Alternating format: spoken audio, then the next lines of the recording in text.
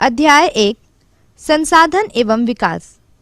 प्राकृतिक संपदा के साथ रिश्ता।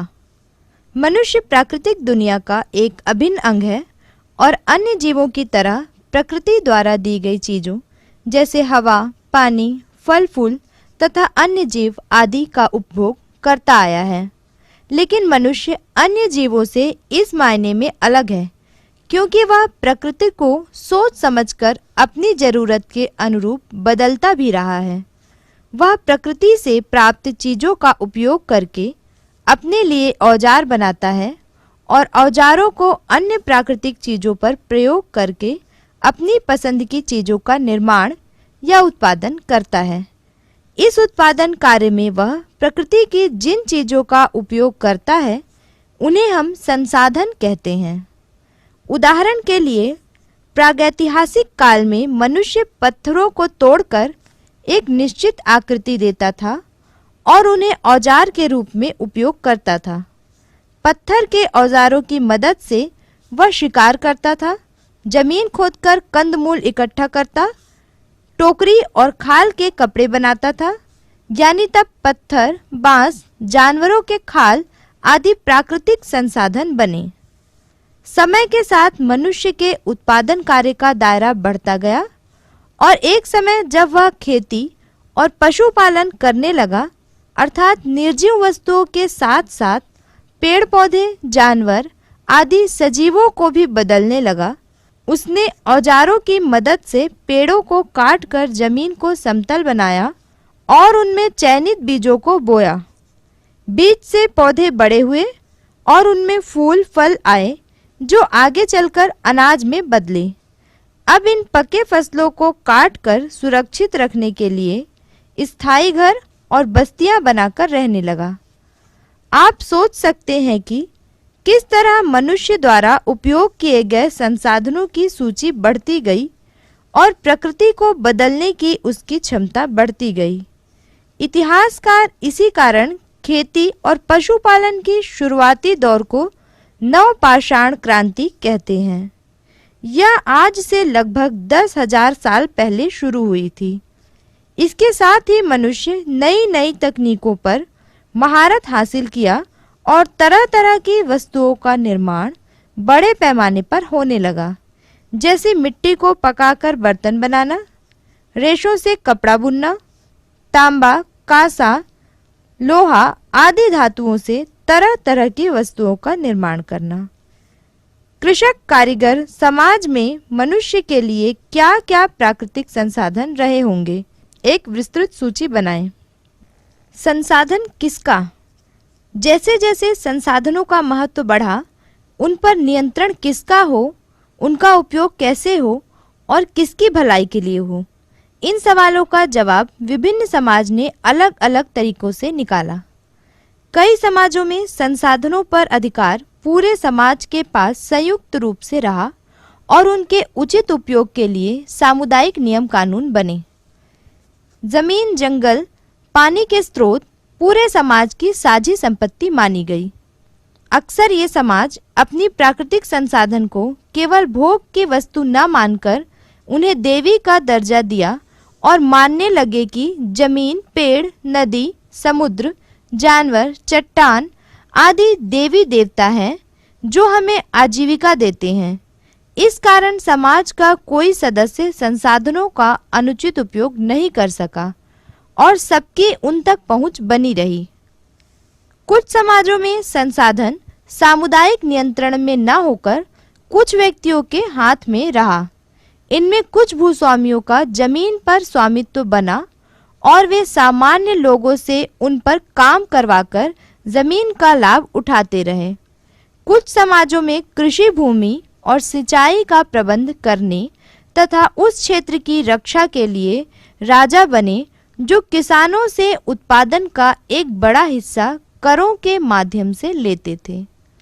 इनमें अधिक संसाधनों का जटिल उपयोग हो पाया और मनुष्य की उत्पादक क्षमता बहुत बढ़ी।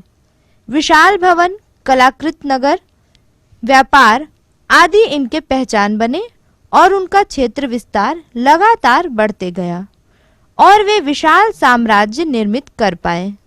लेकिन साथ साथ इन समाजों में आंतरिक असमानताएं बढ़ती गई और ऊंच नीच, वर्ग भेद, जाति भेद, गुलामी, औरतों को दोयम दर्जा आदि स्थापित हुए।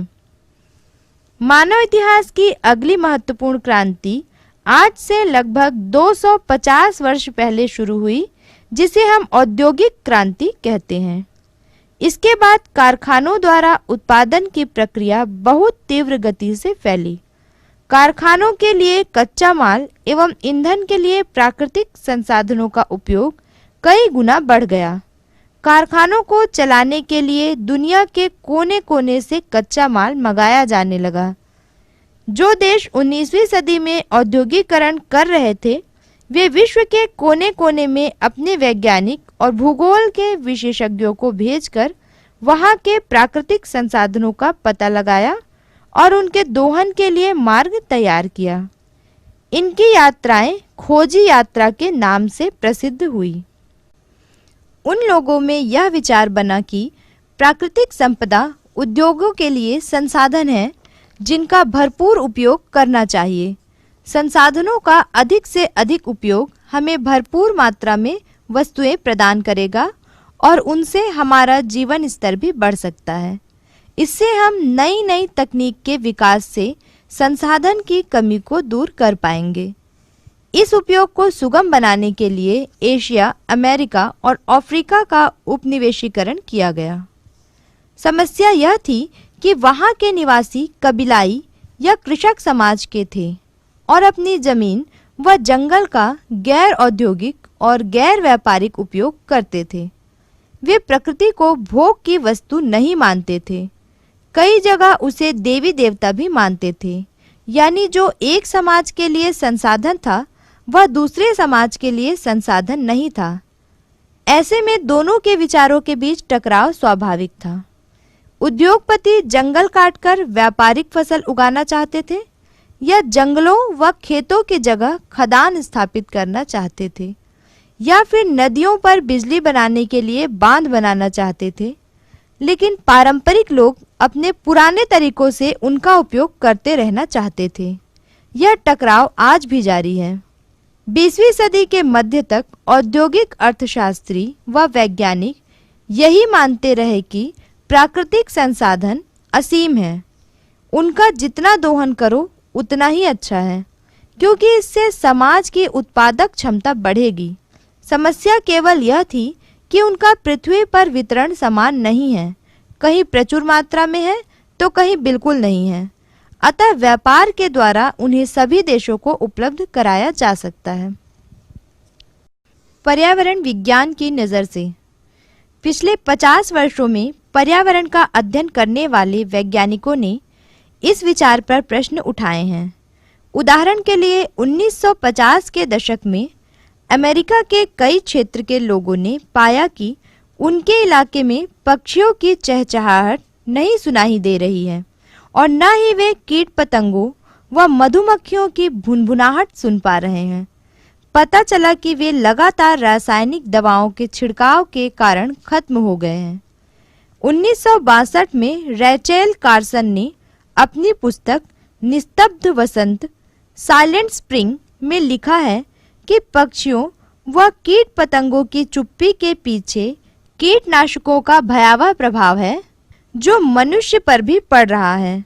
मच्छरों के नियंत्रण के लिए उपयोग किए जाने वाले डीडीटी का जहर झीलों में रहने वाली मछलियों के शरीर में पहुंच जाता है।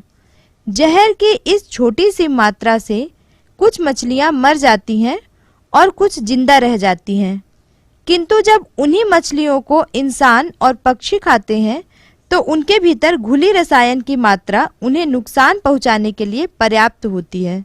रैचेल के खोज इस बात के स्पष्ट उदाहरण है कि किस प्रकार मनुष्य की क्रियाओं का विपरीत प्रभाव स्वयं मनुष्य और प्रकृति पर पड़ता है। इस पुस्तक के प्रकाशन के बाद विश्व के वैज्ञानिकों ने औद्योगिक विकास का प्रकृति पर पड़ने वाले प्रभाव पर शोध करने लगे। पर्यावरण वैज्ञानिकों का कहना है कि प्राकृतिक संपदा एक विशाल ताना बाना है, जिसके किसी छोटे से अंश को हानि पहुंचाने से पूरे तंत्र पर प्रभाव पड़ता है। प्रकृति का हर हिस्सा, चाहे वह निर्जीव, जल, हवा, चट्टान या मिट्टी हो, या कीट पतंग, पक्षी, मानव या फसल जैसे सजीव हो, सभी एक दूसरे से जुड़े हैं और एक पर हो रहे क्रिया से सभी देर सबेर प्रभावित होंगे। अगर हम कीड़ों को मारने के लिए रासायनिक कीटनाशकों का प्रयोग करते हैं तो वह न केवल कीड़ों को मारते हैं मगर अनाज के माध्यम से हमारे शरीर में भी प्रवेश कर जाते हैं और उन फसलों के भूसे खाने वाले जानवरों के शरीर में प्रवेश करते हैं। हमारे शरीर में वे धीरे धीरे संचयित होते रहते हैं और कैंसर जैसे लंबे समय की बीमारियां उत्पन्न करते हैं। अगर हम रसायन युक्त औद्योगिक अपशिष्टों को नदी नालों में प्रवाहित करते हैं तो उस पानी में रहने वाली मछलियां व अन्य जीव या उस पानी को पीने वाले जानवर प्रभावित होते हैं और उन्हें खाने वाले मानव प्रभावित होते हैं। इसी तरह हवा में प्रदूषण बढ़ने या जंगलों के काटने से या खदानों से पर्यावरण प्रभावित होता है। यह सब इसलिए होता है क्योंकि हमारी धरती के हर तत्व आपस में गुंथे हुए हैं। अपशिष्ट उत्पादन या उपभोग के समय जिन तत्वों को अनुपयोगी मानकर फेंक दिया जाता है, उदाहरण के लिए गन्ने का रस निकालने के बाद गन्ने की खोई को फेंक देते हैं, या फिर जब हम बिस्कुट खरीदकर खाते हैं तो प्लास्टिक रैपर को बेकार मानकर फेंक देते हैं। कारखानों में कच्चे माल का अनुपयोगी हिस्सा या उत्पादन में उपयोग किए रसायन युक्त पानी या धुआं जिन्हें बाहर निकाला जाता है, बहुत से अपशिष्टों का अन्य उपयोग किया जा सकता है, जैसे गन्ने की खोई से कागज बनाना या उसे ईंधन के रूप में उपयोग करना। इस प्रकार विशेष संयंत्रों से गंदे पानी या धुएं से हानिकारक रसायनों को अलग किया जा सकता है। औद्योगिक उत्पादन की प्रक्रिया ने इस ताने बाने को बुरी तरह प्रभावित किया है। पृथ्वी पर प्राकृतिक संपदा असीम नहीं है। इनके अंधाधुंध उपयोग से यह संपदा हमेशा के लिए खत्म होते जा रहे हैं। आज हम जिस मात्रा और तरीकों से संसाधनों का उपयोग कर रहे हैं वह इस संपदा को नष्ट कर देगी। नदियां नालों में बदल रही हैं, भूमि और वायु प्रदूषित हो रहे हैं। आने वाले वर्षों में इसके गंभीर परिणाम होंगे। हम इस पाठ में प्राकृतिक संसाधन को समझेंगे और इन द्वंद्वों पर विचार करेंगे। पिछले 10,000 वर्षों में मानव समाज का प्राकृतिक संसाधन के साथ रिश्ता कैसे कैसे बदला है। प्राकृतिक संपदा किस प्रकार संसाधन बनती है, उदाहरण देकर समझाइए। प्राकृतिक संपदा के बारे में कबीलाई समुदायों में क्या सोच थी और वे उनका उपयोग किस तरह करते थे। औद्योगिक समाज का प्राकृतिक संपदा के प्रति क्या सोच है। क्या वे इस संपदा का उपयोग आदिवासी समाज की तरह ही करते हैं। आज हमारे सामने प्राकृतिक संपदा के उपयोग के लिए किस किस तरह के विचार हैं। परियोजना कार्य। इंटरनेट पर साइलेंट स्प्रिंग नामक पुस्तक का सारांश पता करें और उसकी एक संक्षेपिका कक्षा में प्रस्तुत करें। पता करें कि अपने क्षेत्र में आज भी DDT कीटनाशक का उपयोग होता है या नहीं। अगर हाँ तो कहाँ और किस तरह। उसका उपयोग कौन करवाता है। प्राकृतिक संसाधन। प्राकृतिक संसाधनों की श्रेणी में उन्हीं चीजों को रखा जाता है जिनके बनाने में मानव का कोई योगदान नहीं है। वह केवल उन्हें अपने प्राकृतिक संदर्भ से अलग करता है। उदाहरण के लिए जंगल से काटकर लाए गए लकड़ी को हम प्राकृतिक संसाधन मान सकते हैं, मगर कपास जिसे मानव उगाता है को नहीं।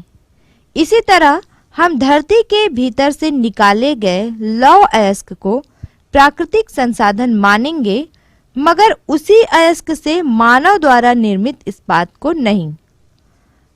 आप इनमें से किसे प्राकृतिक संसाधन मानेंगे, कारण सहित चर्चा करें। नदी का पानी, बोतल में बंद मिनरल वाटर, डीजल, सिलेंडर में भरा ऑक्सीजन, खनिज तेल, संगमरमर, मुर्गा, गन्ना। प्राकृतिक संसाधन को अलग अलग तरीकों से वर्गीकृत किया जाता है। जो संसाधन जीवों पर आधारित हैं उन्हें जैविक संसाधन कहते हैं, जैसे लकड़ी, मछली आदि। कोयला और खनिज तेल को भी इसी श्रेणी में रखा जाता है, क्योंकि वे मृत जीवों से बनते हैं। दूसरी ओर जो निर्जीव भौतिक संसाधन हैं, जैसे भूमि, वायु, जल, धात्विक खनिज आदि को अजैविक संसाधन कहते हैं। संसाधनों को एक और आधार पर वर्गीकृत किया जाता है, यह देखकर कि ये संसाधन प्रकृति में लगातार बनते जाते हैं या नहीं। जो संसाधन प्राकृतिक तौर पर बनते रहते हैं उन्हें नवीकरणीय संसाधन कहते हैं, और जो सीमित मात्रा में ही उपलब्ध हैं और आसानी से नहीं बनते उन्हें अनवीकरणीय संसाधन कहते हैं। नवीकरणीय संसाधन। नवीकरणीय संसाधन वे हैं जो प्राकृतिक प्रक्रियाओं से नवीकृत होते रहते हैं। ये पृथ्वी पर सतत रूप से विद्यमान हैं, जैसे वायु, जल, वन, पशु इत्यादि। यदि मनुष्य इनकी नवीकरण की प्रक्रिया में बाधा न डाले और उनका एक सीमा के अंदर उपयोग करे तो वे सतत उपलब्ध रहेंगे। इनके उपयोग की एक सीमा है। इस सीमा के बाद अथवा गलत उपयोग से संसाधनों का अवनयन, बिगड़ना होता है और उनके नवीकरण पर प्रतिकूल प्रभाव पड़ता है। उदाहरण के लिए जल पृथ्वी पर सतत विद्यमान है।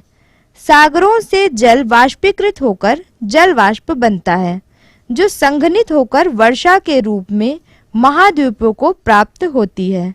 वर्षा जल का कुछ भाग भूमि में रिसकर भूजल बनता है और शेष भाग नदियों से बहकर पुनः सागर में चला जाता है। यह प्रक्रिया निरंतर चलती रहती है और जल नवीकृत होते रहता है। हम इन प्राकृतिक प्रक्रियाओं में कई अवरोध पैदा कर देते हैं या गलत उपयोग करके उन्हें प्रभावित करते हैं। इसे नवीकरणीय प्रक्रियाएं प्रभावित होती हैं।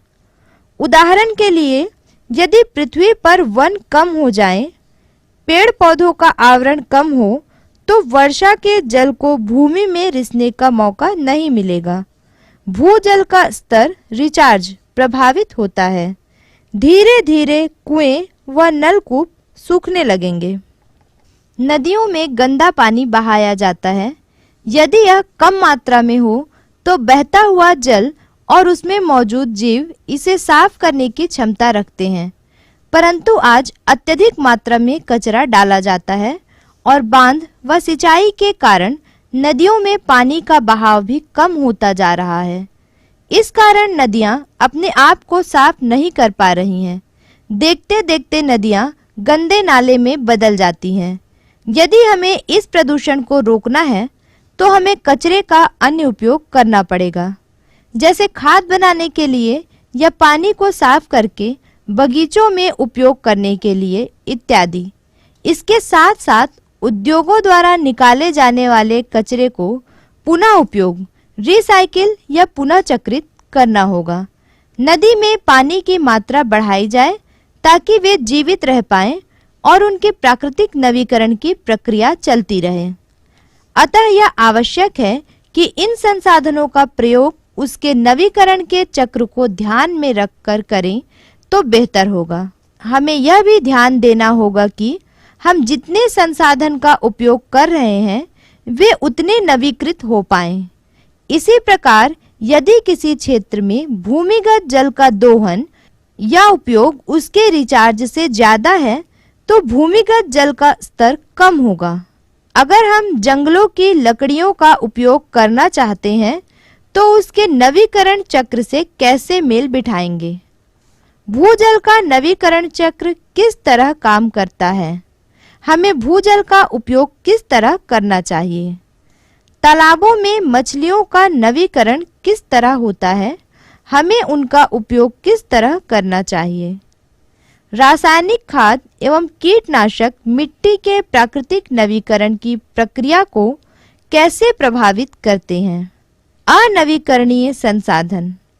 अनवीकरणीय संसाधन वे हैं जो पृथ्वी पर एक सीमित मात्रा में ही उपलब्ध हैं।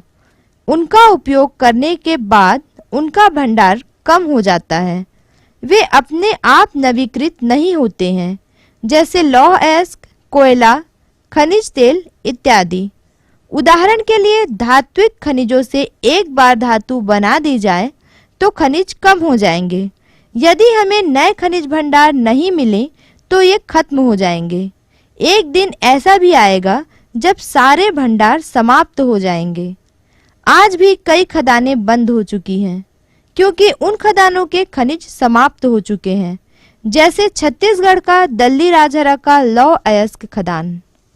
यह तालिका कच्चे तेल के भंडारों के अनुमान को दर्शाती है। यदि कच्चे तेल का प्रयोग वर्तमान दर पर जारी रहे तो यह भंडार कितने वर्ष चलेंगे? विश्व भर में ये भंडार अगले 53 वर्षों में समाप्त हो जाएंगे। भारत खनिज तेल के आयात पर निर्भर है क्योंकि यहाँ तेल के पर्याप्त भंडार नहीं हैं। जैसे जैसे भंडार कम होंगे, इसके भाव बढ़ेंगे तो भारत पर इनका विपरीत असर पड़ेगा। यदि यहाँ तेल की कीमतें बढ़ती हैं तो प्रत्येक व्यक्ति पर भार बढ़ेगा। अतः बुद्धिमानी इसी में है कि हम इन अनवीकरणीय संसाधनों का उपयोग कम करें, यथासंभव उन्हें जरूरत पड़ने पर ही उपयोग करें और इनके विकल्पों की तलाश जारी रखें। उदाहरण के लिए खनिज तेल आधारित ऊर्जा की जगह हम सौर ऊर्जा या पवन ऊर्जा का उपयोग बढ़ा सकते हैं। दुनिया के बड़े देश दूसरे देशों की चिंता नहीं करते। वे यही सोचते हैं कि इन संसाधनों के स्रोतों पर कब्जा जमा लें ताकि उन्हें संसाधनों की कमी ना हो। संयुक्त राज्य अमेरिका जैसे कुछ देश हैं जिनके पास तेल भंडार तो कम है, लेकिन वे सैन्य और आर्थिक शक्ति के बल पर दूसरे देशों के संसाधन भंडार पर नियंत्रण करना चाहते हैं। इस नीति का परिणाम युद्ध और लोगों की तबाही के रूप में सामने आ रहा है। कुछ अनवीकरणीय संसाधन के लिए उनका पुनर्चक्रण रिसाइकल किया जा सकता है, जैसे बॉक्साइट से एल्युमिनियम एवं एल्युमिनियम से बर्तन तैयार किया जाता है। इसमें बॉक्साइट तो पुनः बनाया नहीं जा सकता है, किंतु एल्युमिनियम को गलाकर पुनः उपयोग किया जा सकता है। पता करें कि देश में सौर ऊर्जा का उपयोग कहां-कहां हो रहा है। क्या विद्युत उत्पादन के लिए हमें कोयले पर निर्भर रहना चाहिए? इसके विकल्प क्या हो सकते हैं? धातु के अलावा और क्या चीजें हैं जिनका पुनर्चक्रण किया जा सकता है? संसाधन और विकास। प्राकृतिक संसाधन विकास के मूल आधार हैं, क्योंकि कृषि, खनन, निर्माण तथा ऊर्जा क्षेत्र में उत्पादन बड़े तौर पर प्राकृतिक संसाधनों पर निर्भर करता है। अर्थव्यवस्था के अन्य क्षेत्र भी विभिन्न स्तरों पर प्राकृतिक संसाधनों पर ही निर्भर होते हैं। इन संसाधनों को उपलब्ध कराने की पर्यावरण की क्षमता को पर्यावरणीय स्रोत प्रकार्य एनवायरनमेंट सोर्स फंक्शन कहा जाता है। ये कार्य उस समय शिथिल हो जाते हैं जब संसाधनों का अत्यधिक दोहन हो जाता है या प्रदूषण संसाधनों को बिगाड़ देता है। अगर हम अनवीकरणीय संसाधनों का नियंत्रित उपयोग न करें या नदी, नालों व हवा का प्रदूषण न रोकें, तो जल्द ही विकास के लिए जरूरी संसाधन नहीं मिलेगा और विकास में रुकावट आ जाएगी। हमें विकास का ऐसा मार्ग अपनाना होगा जो प्राकृतिक संसाधनों को लंबे समय तक स्वस्थ स्थिति में उपलब्ध रखे, विकास और खुशहाली को लंबे समय के लिए अर्थात टिकाऊ बनाए रख पाए। इसी को टिकाऊ विकास या टिकाऊ खुशहाली कहते हैं।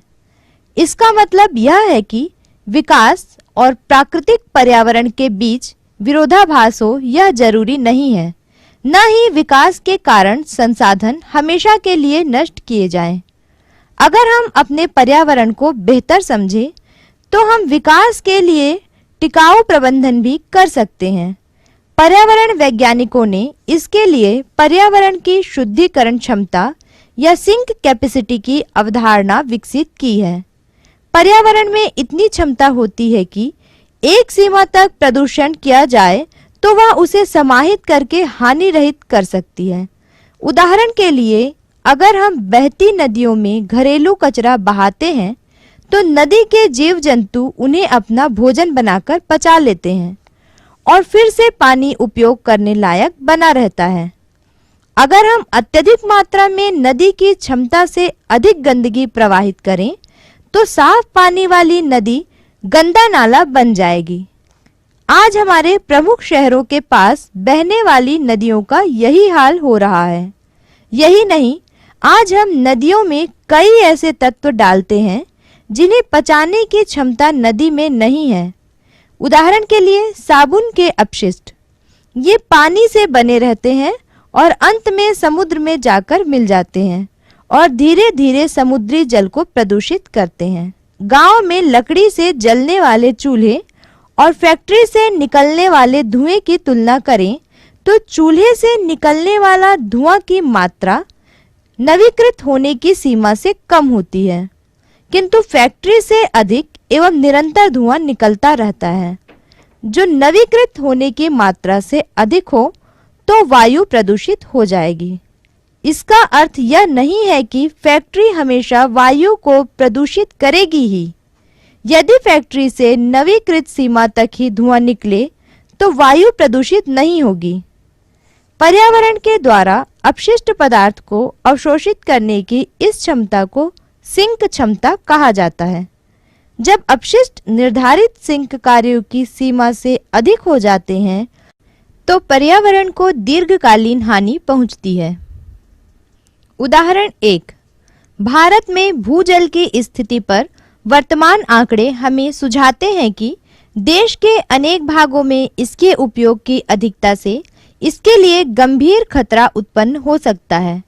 पुनर्भरण से जितना जल वापस भूमि में जाता है उससे कहीं अधिक भूजल का उपयोग किया जा रहा है, जिसके कारण लगभग 300 जिलों में पिछले 20 वर्षों में जल स्तर 4 मीटर तक की कमी आई है।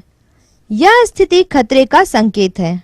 भूजल के उपयोग की अधिकता विशेष रूप से पंजाब और पश्चिमी उत्तर प्रदेश के कृषि समृद्ध क्षेत्रों, केंद्रीय और दक्षिणी भारत के कठोर चट्टानी पठारी क्षेत्रों तथा कुछ तटीय क्षेत्रों में और तेजी से विकसित होने वाले शहरी क्षेत्रों में भूजल का अत्यधिक उपयोग होता है।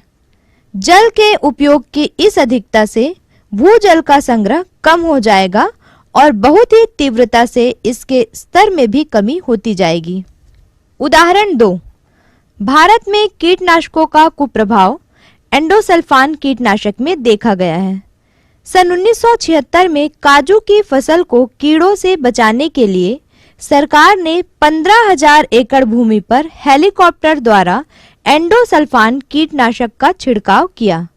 यह कार्य केरल के उत्तरी भाग के कासरगोड में किया गया। इस उपचार कार्य के 25 वर्षों तक जारी रहने के कारण वायु, जल और संपूर्ण पर्यावरण इस कीटनाशक से बुरी तरह प्रभावित हुआ।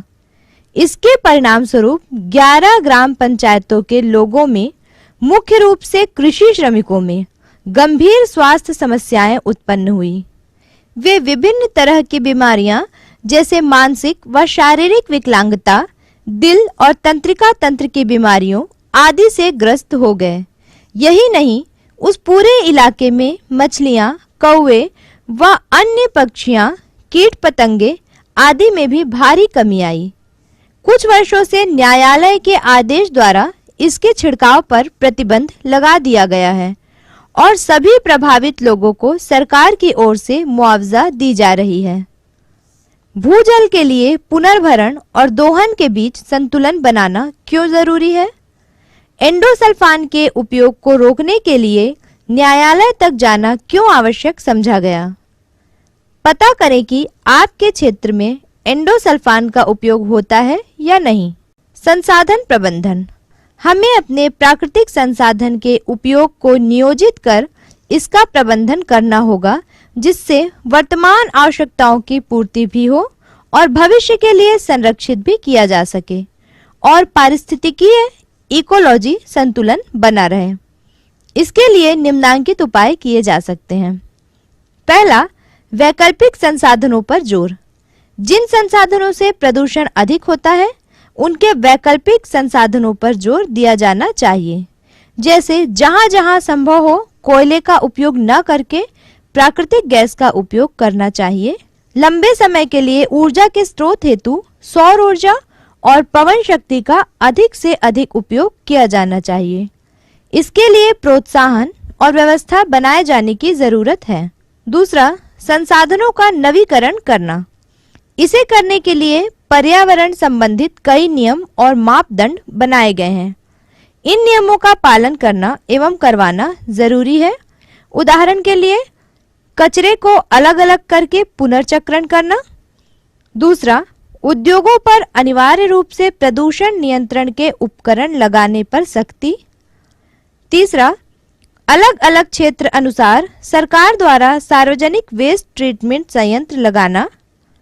चौथा, विशेष प्रदूषक पदार्थों की जांच करना और उन पर कड़ा नियंत्रण रखना, जैसे मरकरी, पारा, लेड, सीसा, क्रोमियम आदि। तीसरा, संसाधनों का समुचित उपयोग। आज जिस प्रकार भौतिक सुख सुविधाओं को प्राप्त करने की होड़ मची हुई है, इससे संसाधन का बहुत दुरुपयोग हो रहा है। जिस प्रकार कुछ लोग जरूरत से ज्यादा संसाधनों का उपयोग अपने जीवन यापन के लिए करते हैं, उसी प्रकार सभी मनुष्य करने लगे तो पृथ्वी की इस जनसंख्या की आवश्यकता की पूर्ति के लिए 4 पृथ्वी की जरूरत पड़ेगी। इस विषय पर गांधी जी ने कहा था कि हमारे पास हर व्यक्ति की आवश्यकता की पूर्ति के लिए बहुत कुछ है, लेकिन किसी एक के लालच की संतुष्टि के लिए अपर्याप्त है। हमारे घर में प्रतिदिन कचरा निकलता है। इसमें से कुछ दोबारा उपयोग में लाया जा सकता है। उसकी सूची तैयार करें और उसके उपयोग के बारे में लिखें। आपके क्षेत्र के नवीकरण संसाधनों के कुछ उदाहरणों के बारे में लिखें। संसाधनों के समुचित उपयोग के बारे में मिलकर एक पोस्टर तैयार करें। क्या 30 वर्ष बाद भारत के लिए सौर ऊर्जा एक प्रमुख स्रोत बन सकता है? चर्चा करें। संसाधन प्रबंधन के नए मौके और चुनौतियां। केस अध्ययन। इंदिरा गांधी नहर कमान क्षेत्र। पंजाब में हरिके बांध से यह नहर निकाली गई है। यह थार मरुस्थल होते हुए पाकिस्तान की सीमा के समानांतर प्रवाहित होती है। इसके मुख्य नहरों की लंबाई लगभग 650 किलोमीटर है, जबकि सभी उपनहरों को मिलाकर इसकी कुल लंबाई 9060 किलोमीटर है। इसके द्वारा प्रस्तावित सिंचाई क्षेत्र लगभग 20 लाख हेक्टेयर है। इसे इसका कमान क्षेत्र भी कहा जाता है। यह थार मरुस्थल का क्षेत्र है, जहां एक जगह से दूसरी जगह उड़कर जाने वाले रेत के टीले पाए जाते हैं। मरुस्थलीय क्षेत्र होने के कारण वनस्पतियां नगण्य हैं, अतः हवा द्वारा मिट्टी का कटाव अधिक है। गर्मी में यहाँ का तापमान 50 अंश सेल्सियस तक हो जाता है। औसत वार्षिक वर्षा की मात्रा 10 मिलीमीटर से भी कम होती है। विकास कार्य।